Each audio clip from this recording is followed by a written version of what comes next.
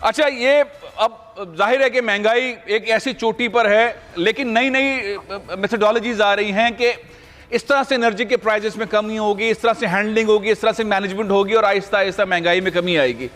आप उन लोगों में हैं जो आप डेटा के साथ, लॉजिक के साथ हमेशा बात करते हैं, आप सियासत में नहीं पढ़ते, आप सही रुख दिखाते हैं। इस वक्त जो सूरत हाल है पाकिस्तान में महंगाई की और आने वाले 2, 3, 4 महीनों में क्या हो सकती है, आपने इस पर कुछ काम किया है, कुछ आप बता सकते हैं? देखिए, बात यह है कि महंगाई के ना फेजेस इस वक्त चल रहे हैं आलमी मार्केट में। आज से 6 महीने पिछले जो थे वो बड़े सख्त तरीन थे खाने पीने की अशिया के हिसाब से। जैसे पाम ऑयल तेजी से बढ़ रहा था, गंदम, चीनी वगैरह ये तमाम चीज़ों की कीमतें बढ़।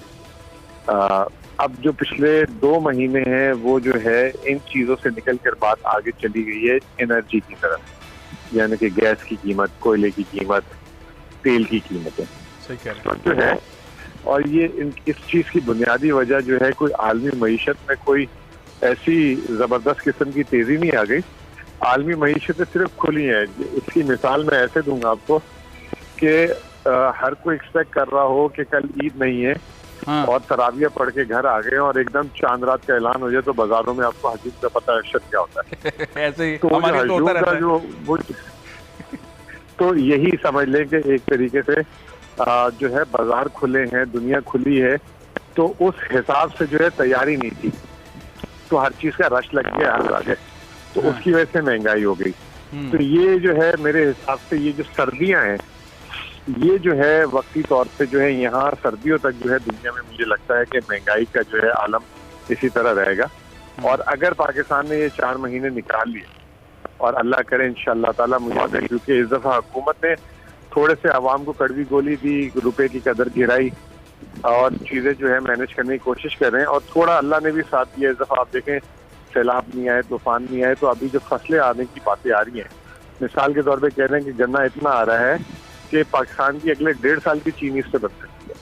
अच्छा। कपास पिछले साल आपको पता है टिड्डी दल की वजह से जो है बहुत बुरी हो गई थी। इस साल सुना है कि उसमें 4 मिलियन इजाफी बेल आ रही है। कहते हैं कि 1 मिलियन इजाफी बेल से जो है 1 से सवा अरब डॉलर जो है उसकी बरामदाद हो जाती है। ठीक है। तो अल्लाह ताला जो है थोड़े से मदद भी कर रहे हैं। तो मैं कल से तो मैं जो हूँ एक कल से मिसाल दे रहा हूँ लोगों को कि देखें हुकूमत ये जो है अगर तेल की कीमतें बढ़ रही हैं तो उसको बढ़ाए, लेकिन दूसरी तरफ जो है एक आम आदमी को फायदा कैसे दिया जा सकता है जी। तो मैं एग्जांपल दे रहा था कि 1 लीटर पेट्रोल जो है 123 रुपए 30 पैसे का हो गया बस पर। ठीक है। और जो खाने का तेल है वो 350 रुपए किलो है या लीटर है। ठीक है। अगर हुकूमत जो है एक गरीब आदमी जो है एक दिन में अगर उसके घर स्कूटर है तो 1 लीटर पेट्रोल डलाता होगा, लेकिन उसके अगर कम से कम आधा लीटर या 1 लीटर खाने का तेल इस्तेमाल करता है। अगर हुकूमत उस 350 रुपए की जो ड्यूटी कम करके 40 से 50 रुपए का अगर उसको फायदा दे दे या कमी कर दे, तो वो जो आम आदमी है 123 रुपए 4 रुपए लीटर फालतू पेट्रोल में देने के लिए तैयार हो जाएगा।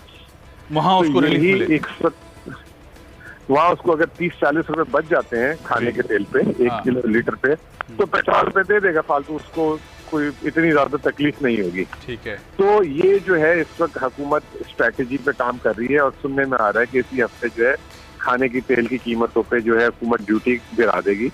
इसी तरह चीनी की जैसे मैंने आपको बात की, हुकूमत ने ऐलान कर दिया 90 रुपए किलो, न सिर्फ यूटिलिटी, अब सस्ते बाजार भी लगाएगी हर जगह। ठीक है। और उसको मुहैया करेगी हुकूमत 90 रुपए किलो के हिसाब से। साथ साथ हुकूमत ने जो है ऐलान कर दिया है कि जो गंदम जो हुकूमत ने खरीदी थी जब गंदम की फसल आई थी, तो 1950 रुपए के हिसाब से मार्केट में रिलीज कर दिया जाए ताकि आटा जो है 55 से 60 के अंदर मिले लोगों को। गंदम भी अब रिलीज होना शुरू हो गई है। तो ये तमाम चीजें ऐसी हैं कि एक तरफ अगर हुकूमत बिजली गैस की कीमत बढ़ाती है और दूसरी तरफ यहाँ से रिलीफ दे देती है, और सब्जियों का तो आप खुद देख रहे होंगे कि नाम नहीं ले रहा कोई, के टमाटर इतने का हो गया, बैंगन इतने के हो गए, वहां पे तो काफी हद तक काबू हो गया। और उसमें भी हुकूमत ने एक ऐलान किया कि अगले 3 महीने तक पाकिस्तान से कोई टमाटर प्याज एक्सपोर्ट नहीं होगा, तो उसके जो है वो हम मकामी तौर पर इस्तेमाल करेंगे। तो ये हुआ। पिछले साल आपको याद होगा सर्दियों में मुर्गी और अंडे की भी जो एक भरमार हो गई थी तेजी की, उसमें भी काफी हद तक जो है कमी आ गई, आधे से ज्यादा कीमत नीचे हो गई है पिछले साल के मुकाबले।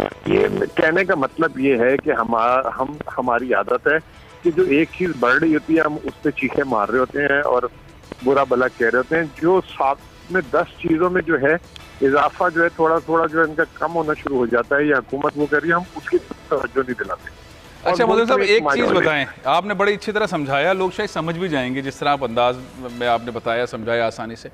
हम जब बात करते हैं पेट्रोल के प्राइजेस, हम शौकत तरीन साहब को सुनते हैं और वज़रा को सुनते हैं, लोग लॉजिक के साथ कह रहे होते हैं, यही तमाम हुक्मरान लोग कह रहे होते हैं कि भाई सबसे ज़्यादा इस रीजन में सस्ता है पेट्रोल डीजल एनर्जी पाकिस्तान के अंदर, और मुल्कों में देखो, इंडिया में देखो, यूरोप में देखो, अमेरिका में देखो, हमारे यहाँ सस्ता है। फिर लोग ये बात करते हैं कि वहाँ जो लोग कमाते हैं उनकी पर आवर जो सैलरी है वो भी तो देखें। हेलो जी जी मुझे आवाज आ रही है आपको? जी जी, सबसे मैंने यहाँ तक सुना था कि सबसे सस्ता डीजल पेट्रोल पाकिस्तान में, उसके बाद आपने क्या बोला? नहीं, उसके बाद सवाल ये है कि लोग अब चूंकि कहते हैं कि जब आप कह रहे हैं कि इस रीजन में सबसे सस्ता यहाँ पे फ्यूल है पेट्रोल डीजल, जो हुकूमत कह रही होती है, शौकत तरीन साहब ने कल भी कहा और वज़रा भी कह रहे होते हैं, फिर लोग ये कहते हैं कि भाई यहाँ पर सैलरी स्ट्रक्चर भी तो देखें क्या है, वहाँ पर आवर मिल रहा होता है डॉलर या पाउंड, यहाँ पर पैसे कितने मिल रहे होते हैं, 15,000, 17,000, 20,000, 40,000, बहुत मुश्किल से सैलरी टाइम पर मिल रही है, तो वो अजाब भी तो है। तो इसलिए लोगों को उस पेट्रोल के प्राइस में जो इजाफा होता है उस पर ठीक ठाक प्रेशर होता है कि लॉजिक ठीक बनती है जो हुकूमत कहती है कि इस रीजन के अंदर सबसे सस्ता है हमारा पेट्रोल। देखिए, मैंने फैसल भाई इसमें एक बात कल भी कही, जो चीज आपके मुल्क में पैदा होती है वो सस्ती, जो चीज आपके मुल्क में पैदा नहीं होती वो महंगी मिलती है। अब मैंने एक मिसाल दी थी कि आम की मिसाल ले लें कि हम जब आम का मौसम आता है तो 100-125 रुपए किलो लेते हैं, ठीक है। सही कल रात को मैंने एक स्पेस सेशन किया था जिसमें 4,000 लोग जो हैं पूरी दुनिया से आए थे जी। मैंने उनसे सवाल पूछा कि आप लोग पाकिस्तानी आम वहाँ कितने का लेते हैं, तो उन्होंने कहा कि हम 12 से 16 पाउंड के 4 आम हमें केस मिलता है। तो जिस मुल्क की, इसी तरह मैंने उनसे लोगों से पूछा कि आप बीफ का गोश्त कितने का लेते हैं, गाय का गोश्त, तो किसी ने बोला 2,000 का पाकिस्तानी रुपए, किसी ने कहा 2,500। हम यहाँ पे लेते हैं 800 रुपए, 900 रुपए, जैसी मार्केट है, जैसा इलाका है, ठीक है। तो जिस मुल्क में जो पैदावार होती है उस वो वहाँ पर सस्ता होता है वहाँ पर। हाँ, अनफॉर्चुनेटली तेल हमारे मुल्क में पैदा नहीं होता और उसको हम कैसे सस्ता कर सकते हैं, कैसे तो ये लोग। अच्छा, आखिरी चीज बताइए, मैंने एक नहीं बहुत अच्छी तरह समझा दिया। आखिरी चीज बताइए, हमें सब्र कितना करना है, इस माहौल में कितना चलना है? आपने कहा सर्दी 4 महीने की, तो 4 महीने में चीजें बेहतर हो जाएंगी 4 महीने के बाद? हेलो, आपकी आवाज चली जी मुजम्मिल साहब, मैं कह रहा हूँ ये 4 महीने के बाद सूरत हाल आपके ख्याल में बेहतर हो जाएगी महंगाई की? मेरा अपना ख्याल है, क्योंकि ये जो है ना अब आलमी तौर पे ये मामला चला गया है और आलमी तौर पे ये मामला फट चुका हुआ है। और जो है चीन में लोड शेडिंग की बातें शुरू हो गई हैं। जर्मनी की सबसे बड़ी जो है बिजली बनाने वाली कंपनी के पास कोयला नहीं था, वो बंद हुई हुई है। बरतानिया में 6 तरसीलात बिजली वाली कंपनियां जो है बंद हुई। आपने देखा पेट्रोल की लाइनें। अमेरिका में 180% गैस महंगी हो गई, बल्कि अमेरिका में बड़े का गोश्त जो है नायाब हो गया है, उसकी कीमतें बहुत ऊपर चली गई हैं। तो ये अब उन ममालिक पे असर अंदाज, जब देखें पाकिस्तान जैसा बात होती है ना चीज, तो वो हमारे जैसे मुल्क जो है ना वो हो जाते हैं दिवालिया। लेकिन जब उन ममालिक पे बात आती है, जैसे कोरोना की मिसाल ले लें, तो हल निकल आता है। कोरोना सिर्फ पाकिस्तान, हाँ, तो हल निकलता है, उस पर काम होता है। बहुत बहुत शुक्रिया, जो है अब उन बहुत अच्छी बात, बहुत बहुत शुक्रिया अमील असलम साहब। सब्सक्राइब करें और बेल दबाएं ताकि कोई खबर रह न जाए।